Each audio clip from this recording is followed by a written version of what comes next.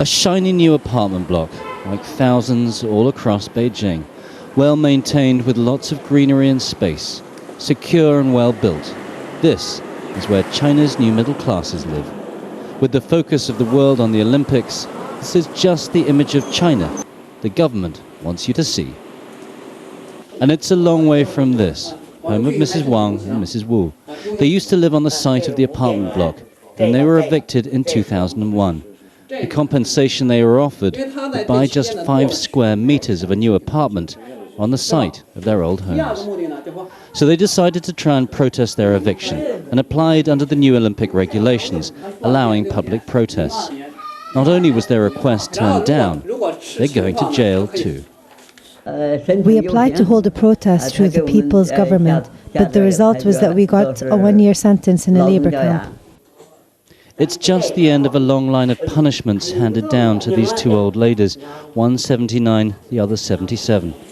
They've even had their electricity cut off for daring to challenge the government. Now they rely on old oil-burning lamps. They say they don't care about the jail sentence. At their age, they say, they have nothing left to lose. But it seems a cruel reward for speaking out against the government.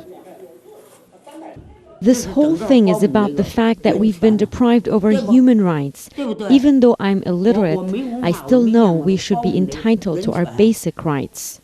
Now they're just waiting to be told when they have to start their sentence. They don't even have the right to appeal.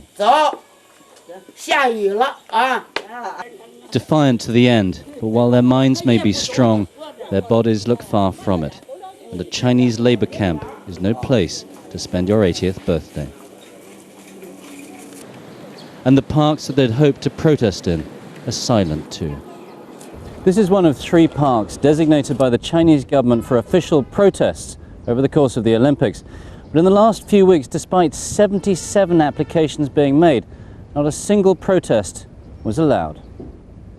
This is the China behind the illusion of free speech, and calls into question the claims of those that say the quiet diplomacy of the Olympics has brought any change to China at all.